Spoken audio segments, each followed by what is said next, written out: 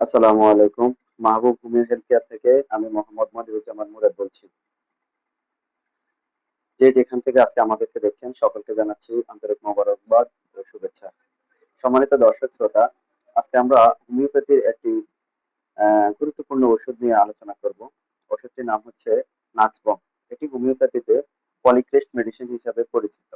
Polycrest মানে কি? Polycrest হলো এমন মেডিসিন যেটা একটিমাত্র মেডিসিন বা একটিমাত্র ঔষধ, কিন্তু এটা অনেকগুলো রোগের কাজ করে। তো নাজবুমটা হচ্ছে পলিক্রেস্ট মেডিসিন, মানে এটা একটা মাত্র ওষুধ কিন্তু অনেকগুলো রোগে এটা কাজ করে।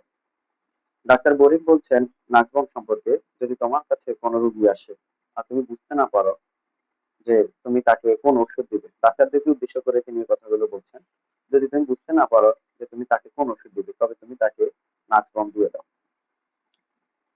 আমরা যখন খাবার খাই, খাবারের মধ্যে লবণের গুরুত্বটা যেরকম, লবণ ছাড়া আমাদের কাছে খাবার যেরকম, হোমিওপ্যাথি ফার্মাকোপিয়াতে নাজবুম ছাড়া হোমিওপ্যাথি ফার্মাকোপিয়াও ঠিক সেরকম। সুতরাং হোমিওপ্যাথি ফার্মাকোপিয়া বলেন, সবকিছুতে এই ওষুধের যথেষ্ট গুরুত্ব বা যথেষ্ট অবদান রয়েছে।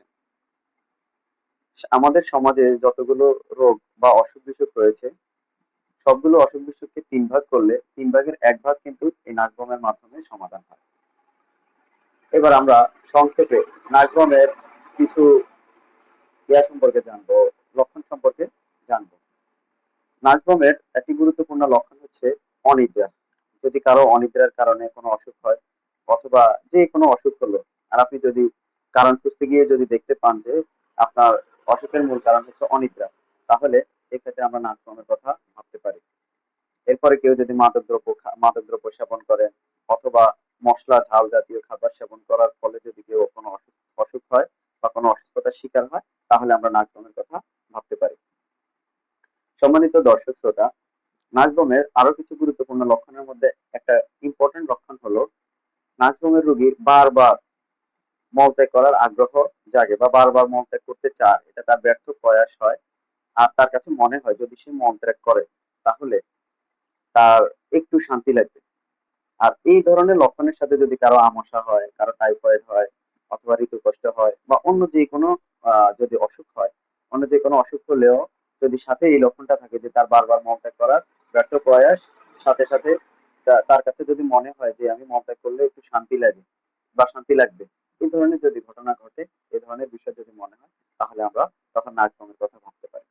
নাজবমের কিছু মানসিক লক্ষণ আপনাদের সাথে শেয়ার করছি। নাজবমের রোগী অনেক বেশি জেদি হয়, মানে তার জিদ অনেক বেশি থাকে, এবং সে যে কোনো কাজ করার নিয়ত করে এবং সে এটা করেই ছাড়ে। সে এই কাজটা করবে এবং করেই ছাড়ে।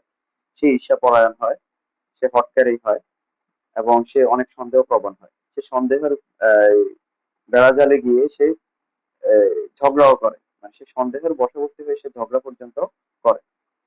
তারপরে হলো নাজবমের রোগী আহ, অনেক বেশি আহ, শীত কাতর হয়, সে শীতকে তার সহ্য হয় না, সে স্পর্শ কাতর হয়, সে পরিষ্কার পরিচ্ছন্ন হয়, সে পরিষ্কার পরিচ্ছন্ন থাকতে পছন্দ করে।